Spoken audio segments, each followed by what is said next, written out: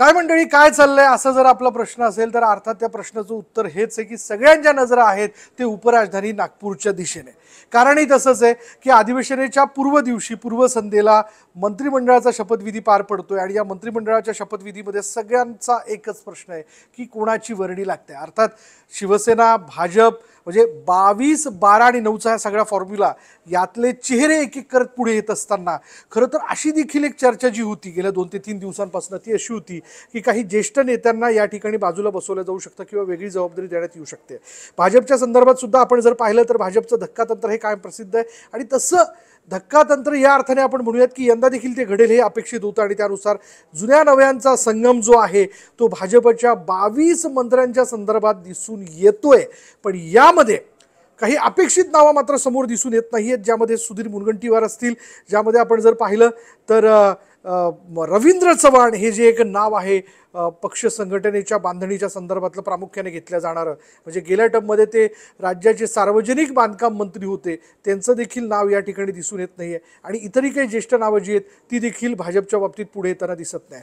पण असं असलं तरी रवींद्र चव्हाण यांच्या बाबतीत खास करून बोलायला हवं. आता तुम्ही म्हणाल की रवींद्र चव्हाणांचं भाजप संघटनेच्या बांधणीच्या बाबतीत मोठं काम आहे आणि शिवाय मंत्री म्हणून देखील त्यांचं फार मोठं काम आहे, मग त्यांना यंदा मंत्रीपद का नाही किंवा त्यांचं अजूनही नाव का नाही. पण रवींद्र चव्हाणांबद्दल या अर्थाने बोलायला पाहिजे. याचं कारण असं आहे की पक्षामध्ये एक व्यक्ती असा असतो जो देईल ती जबाबदारी 100% पार पाडण्याची ताकद ठेवतो आणि त्यापैकीच आहेत रवींद्र चव्हाण.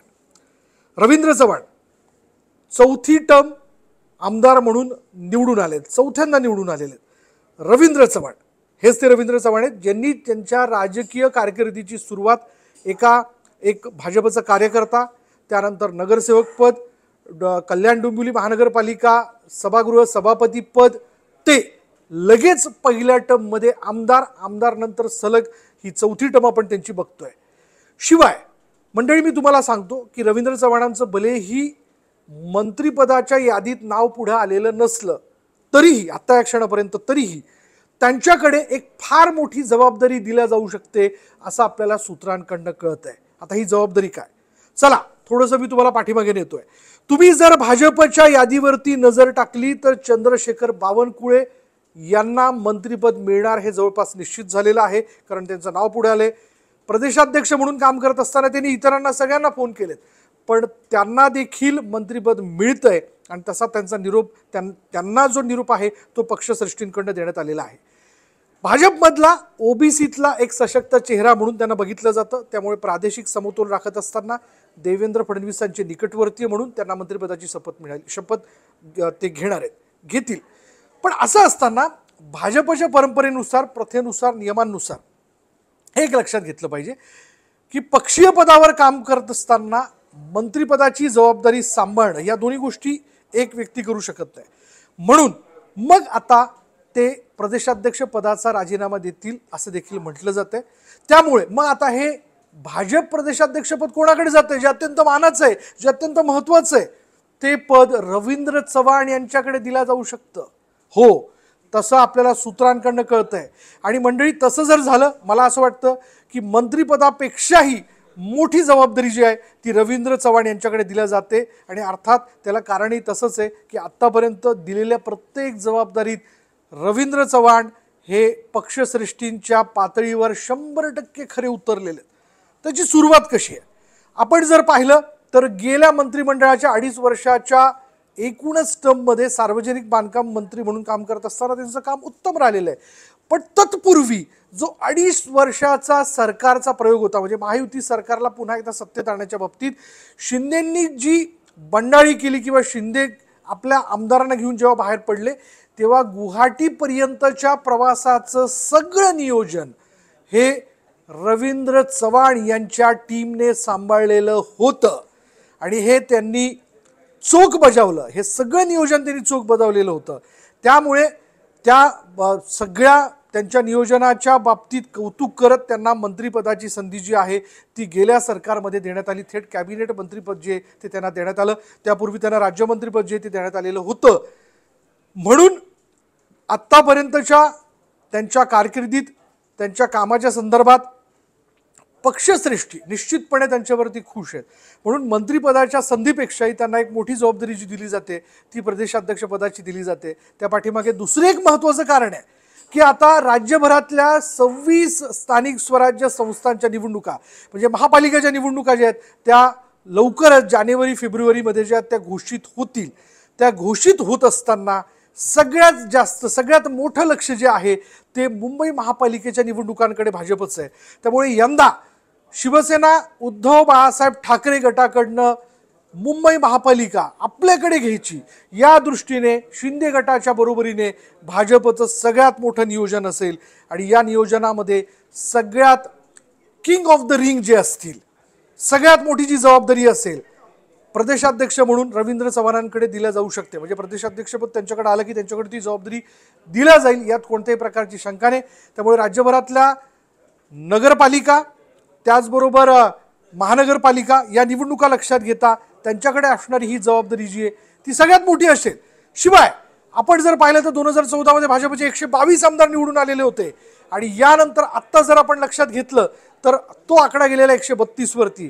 आता 100% खेळायचंय या मैदानावरती पुढे जायचंय चौकार षटकार लावायचेत. म्हणून पक्षीय पातळीवरती पक्षीय संघटना जी आहे ती बांधण्याच्या संदर्भात रवींद्र चव्हाणांसारखा आश्वासक चेहरा प्रदेशाध्यक्ष पदावरती बसवण्याच्या संदर्भात भाजपकडे दुसरा कुठलाही नाही. कोकणाचं देखील सिंधुदुर्गाचं देखील पालकमंत्रीपद सांभाळत असताना कोकणातल्या 3 जागा वगळता इतर सगळ्या जागा महायुतीच्या निवडून आणण्याच्या संदर्भात रवींद्र चव्हाणांनी सगळ्यात मोठं काम जे आहे ते कोकणातल्या यंदाच्या विधानसभा निवडणुकीच्या संदर्भात केलेलं होतं. ज्यामध्ये आपण पाहिलं त्याचा परिणाम आपण बघितला. एकतर शिवसेना नेमकी कोणाची याचं उत्तर शोधत असताना उद्धव ठाकरेंनी स्वतः म्हणलं होतं की मी आता न्यायालयाकडनं किंवा त्यानंतर मी आता जनतेच्या दरबारात जाणार आहे जनतेच्या न्यायालयात जाणार आहे आणि जनताच ठरवेल की शिवसेना नेमकी कोणाची. आणि शिवसेना ही म्हणजे भाजप कोकण जे आहे ते नेमक्या कोणत्या शिवसेनेच्या बाजूने कौल देतोय हे जाणून घेत असताना हा कौल जो आहे तो शिवसेनेच्या बाबतीत 100% लागला. म्हणजे शिंदे गटाच्या बाबतीत तो लागला. आणि या बाबतीत सगळ्यात मोठं काम जे होतं ते रवींद्र चव्हाण यांनी केलेलं होतं. पालकमंत्री म्हणून त्यांची कारकीर्द करत असताना त्यांनी सगळी पक्षीय संघटना किंवा महायुतीची सगळी संघटना बांधण्याच्या बाबतीत त्यांनी मोठं काम केलेलं होतं. आणि त्याचाच परिणाम सकारात्मक परिणाम जो आहे तो यंदाच्या विधानसभा निवडणुकीत आपल्याला दिसून आला. 3 जागा वगळता कोकणातल्या सगळ्या जागा ज्या आहेत ते महायुतीच्या बाजूने गेल्याचं आपण पाहिलं. एवढंच काय हे सगळं करत असताना रवींद्र चव्हाण आपल्या मतदारसंघाच्या बाबतीत एवढे आश्वासक आणि ठाम होते की शेवटच्या दिवशी फक्त म्हणजे प्रचार थंडवण्याच्या शेवटच्या दिवशी रवींद्र चव्हाण यांनी आपल्या मतदारसंघात प्रचार केला. इतर सगळ्या दिवशी ते कोकणामध्ये प्रचाराकरता दौऱ्यावरती होते. त्यामुळे असा ठाम आश्वासक आपल्या प्रत्येक गोष्टीच्या बाबतीत नियोजनपूर्वक पुढे जाणारा दुसरा कोणताही चेहरा भाजपकडे प्रदेशाध्यक्ष पदाच्या बाबतीत असू शकत नाही. त्यामुळे आम्हाला देखील असं वाटतंय की प्रदेशाध्यक्षपदी रवींद्र चव्हाण यांची वर्णी लागेल. त्यामुळे मंत्रिपदापेक्षाही महत्त्वाची जबाबदारी जी आहे ती रवींद्र चव्हाणांकडे दिली जाते. उपनगरातला एक मोठा चेहरा जो आहे तो या पदावरती जर पुढे येतोय तर 100% त्याही पदावरती येणाऱ्या स्थानिक स्वराज्य संस्थांच्या निवडणुकांना घेऊन एक फार मोठं यश मिळवून देण्याच्या बाबतीत रवींद्र चव्हाण आणि त्यांची टीम जी आहे ती काम करेल यात कोणत्याही प्रकारची शंका नाही. त्यामुळे आता जर त्यांचं मंत्रिपदाच्या बाबतीत नाव नसलं तरी पुढे त्यांच्यावरती एक मोठी जबाबदारी निश्चितपणे देण्यात येईल यात शंका नाही. जसं सूत्रांनी आपल्याला सांगितलंय की प्रदेशाध्यक्ष पदाची जबाबदारी त्यांच्याकडे येऊ शकते. त्यामुळे वेट अँड वॉच बघूयात नेमकं काय घडतंय.